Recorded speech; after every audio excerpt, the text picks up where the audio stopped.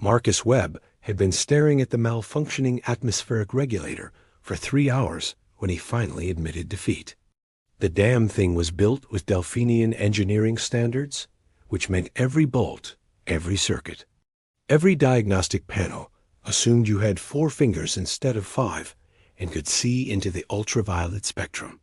He wiped the sweat from his forehead, leaving a streak of grease across his temple, and reached for his translation device. The small earpiece had been fritzing all morning, occasionally swapping words or dropping entire phrases. He'd meant to report it to tech services, but the regulator crisis had taken priority.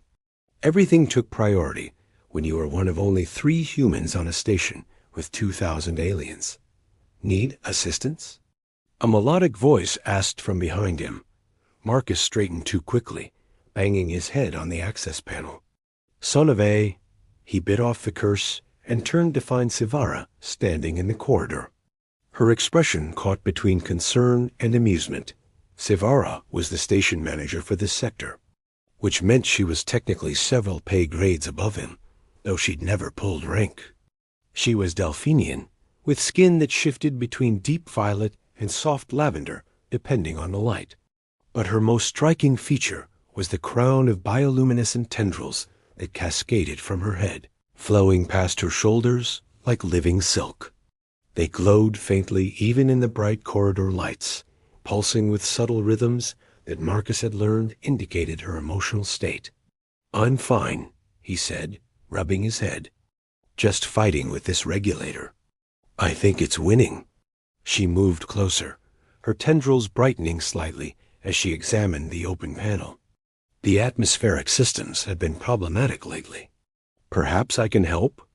Unless you can read ancient Delphinian technical manuals with missing pages. I think we're both stuck." He gestured at his datapad, where incomprehensible diagrams mocked him. Sivara's laugh was like water over stones, musical and soothing. "I might surprise you. I studied environmental engineering before moving into administration." They worked together for the next hour, Sivara translating the technical jargon while Marcus handled the actual repairs. He found himself watching her more than the regulator, fascinated by the way her tendrils moved as she spoke, how they seemed to dance with her words. The bioluminescence shifted through subtle color changes, soft blues when she was thinking, warmer ambers when she laughed at his jokes about human engineering being held together with hope and duct tape. Finally, the regulator hummed to life, its diagnostic panel showing all green. Marcus let out a whoop of victory that echoed down the corridor. "We did it." He turned to Sivara, grinning. In his excitement, he wanted to say something nice, to acknowledge her help. His eyes fell on her tendrils, which were glowing a warm golden color he'd never seen before. They looked beautiful, arranged in these intricate flowing patterns. "Your tendrils look amazing today," he said warmly. "Did you do something special with them?" The effect was instantaneous and alarming. Sivara's entire body went rigid. Her tendrils flared bright white, then shifted rapidly through a spectrum of colors violet to crimson to deep indigo. Her large eyes, normally a soft amber, darkened to almost black. Her mouth opened, then closed, then opened again without sound emerging. Marcus felt his stomach drop. Did I say something wrong? You ... Sivara's voice was barely a whisper. "What did you just say?" "I said your tendrils look nice." Marcus's mind raced, replaying his words. His translation device had been glitching. Oh no, what did I actually say? A small crowd had begun to gather. A Delphinian maintenance worker dropped his toolkit. 2 Torellian researchers stopped mid-conversation, their antennae twitching with interest. Even the normally stoic Gravic security officer seemed to be paying attention.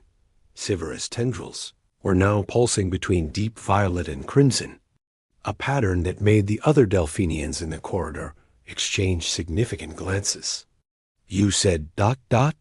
She paused, seeming to search for words. The closest translation would be, "Your mating display is exquisite," and "I wish to begin courtship protocols." Marcus felt the blood drain from his face, then rush back with a vengeance, heating his cheeks until he was certain he was glowing brighter than Sivara's tendrils. "I absolutely did not mean my translator's been broken all day. I just meant they look pretty. Furthermore," Sivara continued, her voice taking on an oddly formal quality, while her tendrils continued their agitated color display, "such a declaration is only made when someone wishes to formally announce romantic intentions to another's family and community. It's the first step in traditional bonding rituals." Oh God. Marcus wanted to sink through the floor. "Sivara, I am so sorry. I had no idea. I was just trying to be nice." One of the Delphinian researchers in the crowd made a sound like wind chimes, which Marcus had learned was their equivalent of laughter. The sound spread through the gathering aliens like a wave. Even the Gravik officer's mandibles twitched in what might have been amusement. "Perhaps," Sivara said, her voice strained, "we should discuss this somewhere more private." She didn't wait for his response, simply turned and walked with swift, precise steps toward a nearby conference room. Her tendrils had settled into a steady, pulsing violet that trailed behind her like a beacon. Marcus followed, acutely aware of every eye tracking their movement, every whispered conversation starting up in their wake. The conference room door slid shut with a soft hiss, muting the corridor noise. The sudden silence felt oppressive. Marcus ran his hand through his dark hair, making it stick up in several directions. "Sivara, I need you to know that I would never intentionally." "I know." She held up a hand, and he noticed it was trembling slightly. Her tendrils had calmed somewhat, shifting to a softer violet shade. "I know you didn't mean it that way. Cultural misunderstandings are expected between species. It's just ... Just what?" She turned away, facing the room's viewport that looked out over the gas giant the station orbited. "It's quite public now. By tomorrow, everyone on this station will know about your declaration. In Delphinian culture, such things spread quickly." Marcus moved to stand beside her, careful to maintain a respectful distance. "What happens now?" "I mean, in your culture, what's the protocol for, 'Sorry, I accidentally proposed because my technology failed'?" To his surprise, Sivara laughed, not the musical sound from before, but something more genuine and slightly desperate. "That's the problem. There isn't one. Once a declaration is made publicly, the assumption is that courtship has begun. If you immediately deny it," her tendrils darkened again, "it would be seen as rejection, as humiliation. But I didn't actually declare anything. My people won't see it that way. They'll see that you made a statement. I reacted appropriately, and now you're backing away. It reflects poorly on both of us, you for being insincere, me for being undesirable." Marcus leaned against the viewport, the cool glass a relief against his overheated skin. "So what do we do?" Sivara was quiet for a long moment, her tendrils cycling through colors too quickly for him to interpret. When she finally spoke, her voice was soft. "We could not clarify immediately. Let people believe what they want to believe for a short time. Allow the situation to fade naturally, rather than creating a dramatic rejection." "You mean pretend we're—" "Actually," Marcus couldn't finish the sentence, exploring compatibility. "Yes." She finally turned to look at him, her amber eyes searching his face. "It would only be temporary. A few weeks, perhaps. Long enough for the gossip to die down. Then we can quietly let it fade. No harm to either of our reputations." Marcus studied her face, looking for any sign of what she was really thinking. Her tendrils were still that pulsing violet, and he wished he understood what that meant. "And you'd be okay with that? Pretending?" Something flickered in her eyes. "Would you?" The question hung between them, loaded with implications Marcus wasn't sure he understood. Before he could answer, His cum badge chirped. "Webb, we need you in Engineering Bay 3, came his supervisor's voice. "Another regulator's failing." Marcus tapped the badge. "On my way." He looked back at Sivara. "We should probably figure this out soon." "Tomorrow," she said. "Come to my office during second shift. We'll discuss ... protocols." As Marcus left the conference room, he was intensely aware of the stares following him through the corridor. A Delphinian couple moved aside to let him pass, their tendrils intertwining as they whispered. A group of Tyrellians stopped their conversation mid-sentence as he walked by. He'd been on Meridian 7 for 8 months, working hard to be just another member of the crew, to not draw attention as a human. In one malfunctioning translator moment, that had evaporated completely. But as he made his way to Engineering Bay 3, his mind kept replaying the moment when Sivara's tendrils had flared that brilliant white. The way her eyes had darkened, the tremor in her voice when she'd explained what his words meant, and he couldn't stop wondering if her suggestion to pretend was really about saving face, or if something else was going on behind those carefully chosen words and color-shifting tendrils. His cum badge chirped again with a text message. He glanced down and stopped walking. It was from Sivara.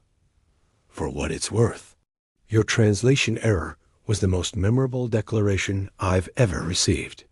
Marcus stood in the middle of the corridor, station personnel flowing around him like water around a stone, and felt something shift in his chest. This situation was complicated, potentially embarrassing, and completely unplanned. He found himself smiling anyway. Marcus arrived at Sivara's office exactly on time. Having spent the previous evening obsessively researching Delphinian culture, his datapad was now filled with notes about tendril etiquette, proper greeting gestures, and the horrifyingly complex rules around courtship rituals. The more he read, the more he realized how spectacularly his translator had sabotaged him. The door chimed softly as he approached, then slid open before he could announce himself. Sivara's office was unlike any workspace he'd seen on the station. The walls were covered in living bioluminescent moss that pulsed gently, creating an effect like being underwater. Flowing fabric panels divided the space into intimate sections, and the air smelled faintly of something floral he couldn't identify. Sivara sat behind a curved desk made of what looked like polished coral. Her tendrils were arranged in a formal pattern he recognized from his research as professional neutral, glowing a soft blue-white that matched the moss. She wore flowing robes in deep purple that complemented her lavender skin. "Marcus," she said, gesturing to the chair across from her. "Thank you for coming." He sat, suddenly aware of how human he must look in his standard-issue engineering coveralls. "I spent last night reading about Delphinian culture. I think I owe you about 50 more apologies." A smile tugged at her lips. "Only 50? Maybe 100. The section on tendril significance alone was..." He shook his head. "I had no idea I'd basically announced my intentions to your entire extended family. Technically, you announced them to everyone within earshot, which, given the station's gossip network, means everyone aboard Meridian 7. Her tendrils rippled with what his research told him was amusement. "My cousin Talaris called this morning. He's the security chief on the lower decks. He wanted to know why he had to hear about my bonding prospects from his tactical team." Marcus groaned and put his head in his hands. "I'm so sorry. Stop apologizing." Her voice was gentle. "We need to discuss practicalities. If we're going to maintain the appearance of courtship, you'll need to understand what that actually means." He looked up. "You're serious about going through with this?" Sivara's tendrils shifted to a more complex pattern interweaving colors that his research hadn't covered. "The alternative is public clarification that damages both our standings on this station. You'd be seen as careless with cultural sensitivities." I'd be viewed as someone who misread a situation and embarrassed herself. She paused. Besides, it's only temporary. A few weeks of careful public appearances, then a quiet mutual decision to remain friends. Happens all the time in real courtships. Okay, Marcus pulled out his datapad. I've been studying. Tell me what I need to know.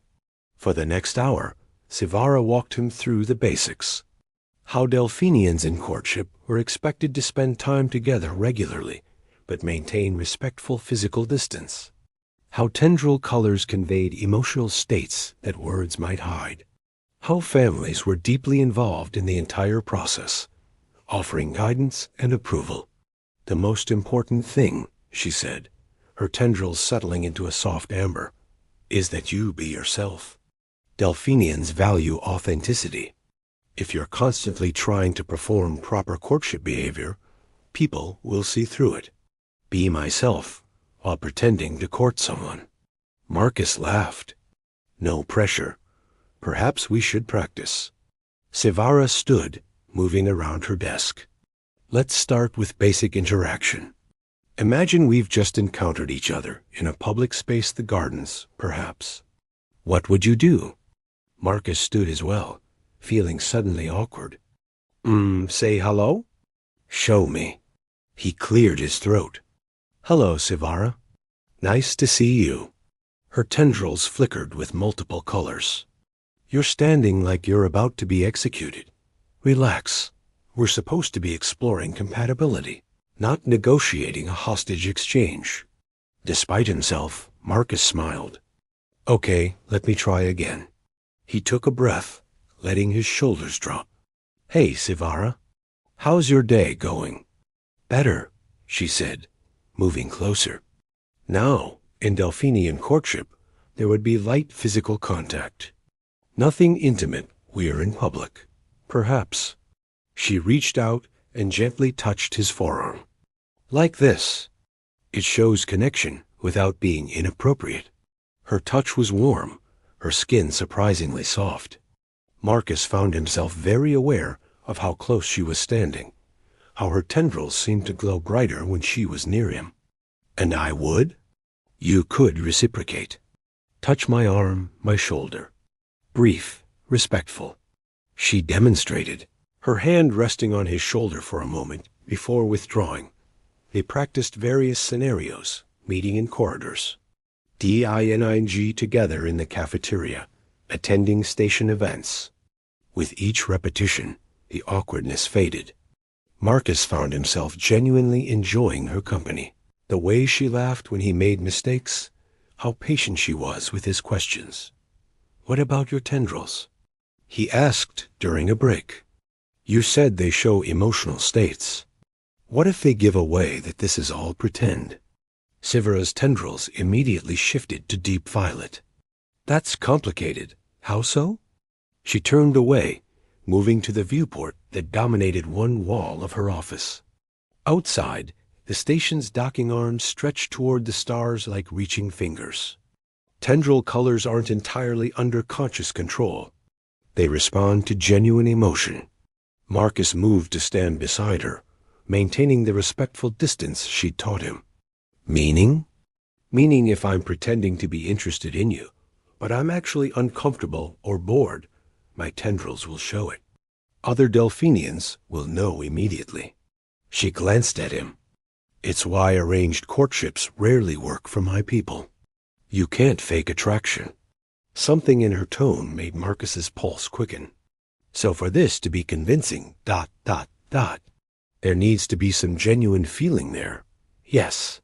Her tendrils were cycling through colors now violet to amber to soft rose. Which is why I suggested this arrangement. I don't find the prospect of spending time with you unpleasant, Marcus. Actually, I find you quite interesting. I find you interesting too, he said quietly. Even before the translator incident, I'd noticed you. Her tendrils flared brighter. Had you? Hard not to. You're brilliant at your job. You're kind to everyone regardless of their rank or species. And you have this way of making complex problems seem solvable. He paused. Also, your tendrils really do look amazing. I meant that part, even if I said it wrong. Sivara laughed, the sound filling the office with warmth. Perhaps your translator wasn't entirely mistaken then. They stood together in comfortable silence, watching ships come and go from the docking arms. Finally, Sivara spoke again. There's an event tomorrow evening. The gardens are hosting a sunset viewing well, what passes for sunset when you're orbiting a gas giant. It's popular with couples. We should attend. A date? Marcus asked. A public appearance, she corrected, but her tendrils pulsed with warm amber. Wear something other than your coveralls. Nothing formal, just ... casual. I can do casual. He smiled. Will there be any other protocols I should know about? Just one. She turned to face him fully. At some point during the evening, I may ask if I can touch your hair. It's customary for Delphinians in early courtship to explore each other's distinguishing features. For you, that would be your hair and your facial structure. For me, my tendrils. Marcus felt his breath catch. The research he'd done had emphasized how intimate tendril touching was for Delphinians, not sexual, exactly, but deeply personal. And I would ask to touch your tendrils?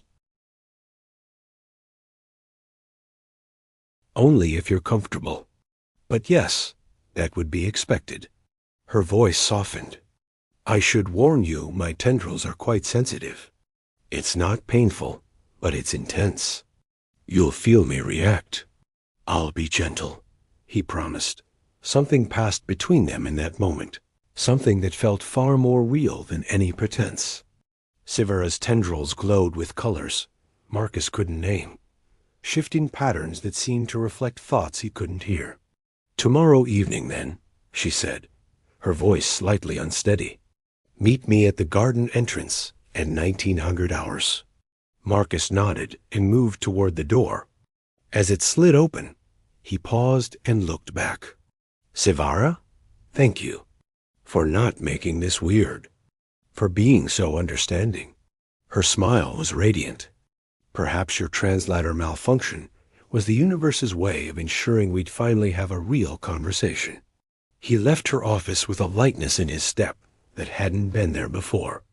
Several crew members noticed him in the corridor, their expressions ranging from curious to amused. A Delphinian engineer he'd worked with before gave him an exaggerated gesture of approval, tendrils dancing with multiple colors. The rest of the day passed in a blur. Marcus found himself constantly checking the time, anticipating the evening ahead. He'd convinced himself this was all just careful planning, maintaining appearances for both their sakes. But as 1900 hours approached, he had to admit the truth. He was looking forward to seeing Sivara again. Really seeing her, not just working alongside her or passing in corridors. He changed 3 times before settling. On casual pants and a button-down shirt that one of his human colleagues had assured him looked date-appropriate. When? He caught himself checking his reflection for the 4th time. He forced himself to stop. This wasn't a real date. It was a strategic public appearance. The fluttering in his stomach was just nervousness about potentially embarrassing himself again. He almost believed it. The gardens occupied an entire deck near the station's core, a massive biodome filled with plants from dozens of worlds. The entrance was crowded with couples, Delphinians, Tyrellians, even a few Gravic pairs. Their usually solitary nature, overcome by whatever passed, for romance among their species. Sivara was waiting by the entrance, and Marcus's carefully constructed rationalizations evaporated. She wore a flowing dress of deep indigo that seemed to shimmer when she moved, and her tendrils were adorned with delicate silver threads that caught the light. She'd arranged them in an intricate pattern that his research suggested was meant to impress. Wow, he said, approaching her. You look incredible. Her tendrils immediately brightened, cycling through rose and gold tones. You look quite handsome yourself. The shirt is a good color on you. It brings out your eyes. They entered the gardens together, Sivara's hand resting lightly on his arm as she taught him. The path wound through sections representing different planetary ecosystems, the humid warmth of Tyrellian jungle zones, the crystalline structures of Gravic mineral gardens, and finally the Delphinian section where they stopped. The Delphinian garden was breathtaking. Bioluminescent plants created pools of soft light in blues, purples, and greens. Small water features provided gentle background music. And everywhere, there were couples. Some sat on carved benches, others walked the winding paths, all engaged in quiet conversation or comfortable silence. "It's beautiful," Marcus said softly.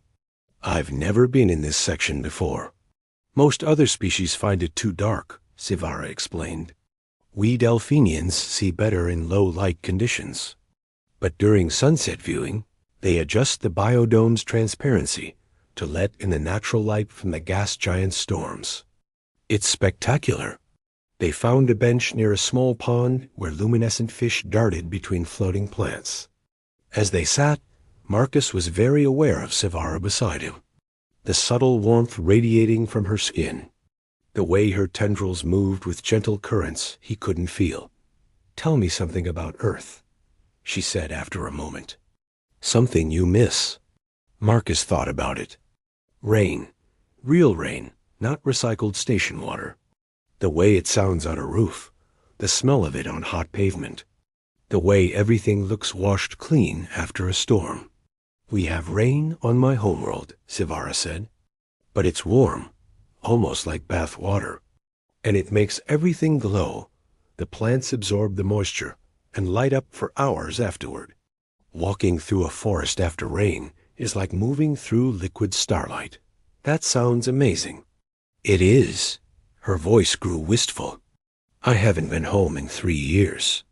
Sometimes I wonder if I've been in space too long, forgotten what it's like to feel real weather, real ground beneath my feet."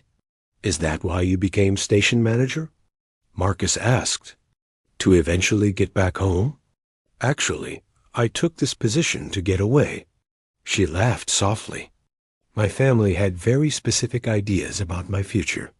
Who I should bond with, what career path I should follow. Coming to Meridian 7 gave me freedom to make my own choices." Marcus absorbed this, understanding dawning. And now this situation with me, it must feel like losing that freedom again. Everyone watching, everyone with opinions.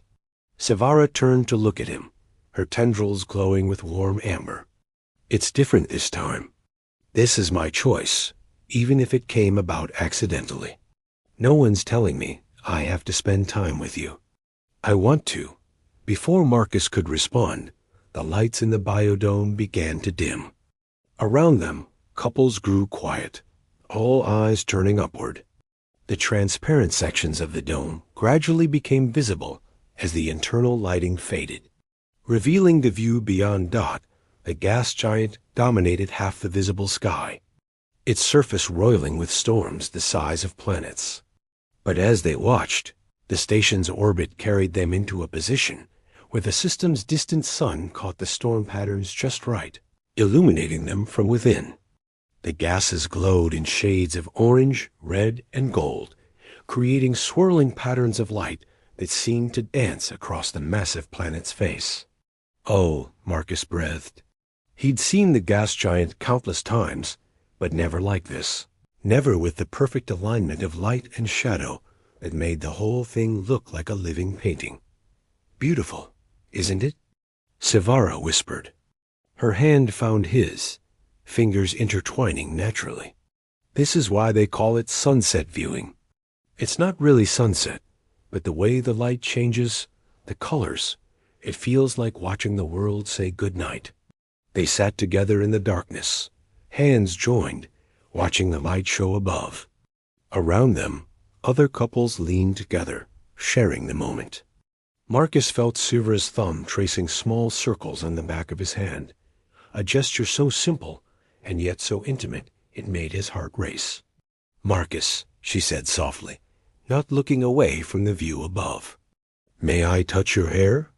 He turned to her, finding her face half illuminated by the glow from the dome. "Yes."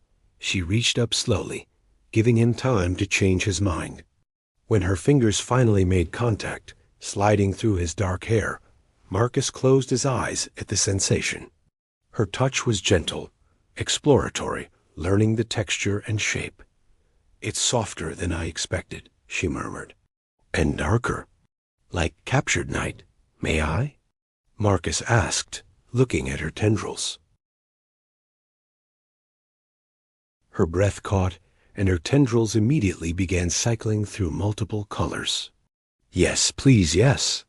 He raised his hand carefully, remembering everything she'd told him about how sensitive they were. When his fingers first made contact, Sivara's entire body shivered. The tendril he'd touched brightened instantly, the glow spreading along its length like light through fiber optics. "Is this okay?" He whispered, "More than okay." Her voice was breathless. "Keep going." He let his fingers trail along the length of the tendril, marveling at how it responded to his touch, brightening and dimming, the colors shifting from violet to rose to deep gold. When he gently stroked another tendril, Sivara made a small sound, her hand tightening around his. "They're incredible," Marcus said. "The way they respond, the colors, it's like they're talking." "They are," Sivara managed. "They're saying, 'Oh, this is more intense than I expected.'" Marcus froze. "Should I stop?" "No." She leaned slightly into his touch. "Don't stop." They sat like that as the light show above continued, Marcus gently exploring her tendrils, while Sivara's fingers remained in his hair. Around them, the garden had grown very quiet. Other couples lost in their own intimate moments. When the gas giant storms finally shifted, the light fading back to normal levels, the biodome's internal lighting gradually returned. Marcus reluctantly withdrew his hand, and Sivara did the same. They sat in the renewed brightness, not quite looking at each other. "That was ... double quotes," Marcus started. "Yes," Sivara agreed. "It was." Her tendrils were still glowing with colors he was beginning to understand, deep violet mixed with rose and gold, pulsing in patterns that spoke of genuine emotion, genuine attraction. There was no pretending in those colors, no careful performance for watching eyes. "Marcus," she said, finally meeting his gaze, "I think we need to talk about what's really happening here." "What do you mean?" "I mean, this stopped being pretend somewhere between yesterday and now. At least for me." Her tendrils rippled with nervous energy. "When you touch me, when we talk like this, I'm not acting. These feelings are real." Marcus felt his heart hammering in his chest. "I thought I was the only one feeling that. You're not." She laughed, the sound slightly shaky, "which complicates things significantly." "Does it have to be complicated?" He took her hand again. "What if we just see where this goes? No pretending, no strategic public appearances. Just two people getting to know each other. And your translator malfunction?" "Best thing that ever happened to me," Marcus said honestly. "Even if I did accidentally propose marriage in front of half the station." Sivara's laugh was genuine this time, full and bright. "You know, there's a saying on my homeworld, the universe speaks in stumbles. It means sometimes the best things come from mistakes, from moments when we fall and don't land where we expected." "I like that." Marcus stood, pulling her gently to her feet. "Want to walk for a while? No performance, no audience. Just us. I'd like that very much." They left the Delphinian gardens hand in hand, Sivara's tendrils glowing with colors that needed no translation. As they walked through the quieter sections of the biodome, they talked about everything childhood's on different worlds, dreams for the future, fears and hopes, and all the small details that make up a person's life. When Marcus finally walked Sivara back to her quarters hours later, they stood at her door in comfortable silence. Her tendrils were cycling through soft, contented colors. He was learning meant happiness. Same time tomorrow? He asked. Tomorrow, and the day after, and the day after that, she replied. If you want, I want. She reached up and touched his cheek, her tendrils wrapping gently around his wrist. Thank you for the most memorable courtship declaration I'll ever receive. Even if it was an accident. Who says it was an accident? Marcus smiled. Maybe my translator knew exactly what it was doing. As he walked back to his own quarters, Marcus couldn't stop smiling. The entire situation was absurd. He'd accidentally proposed, been forced into a fake courtship, and somehow ended up in what felt like the beginning of something real and wonderful. His cum badge chirped. A message from Sivara. My cousin Talaris wants to meet you. Fair warning. He's protective and carries a very large plasma rifle. Marcus laughed and typed back, looking forward to it. How bad can it be? A moment later, you have no idea what you've gotten yourself into. But I'm glad you're here anyway. He replied with a simple heart emoji, then stopped in the middle of the corridor, wondering if that was too much. His cum chirped again. Sivara had sent back 3 heart emojis and a glowing tendril symbol. Marcus went to sleep that night, thinking about bioluminescent gardens, sunset viewings that weren't really sunsets, and a woman whose tendril speak was becoming his favorite language. The universe had spoken in stumbles, and he'd landed exactly where he needed to be.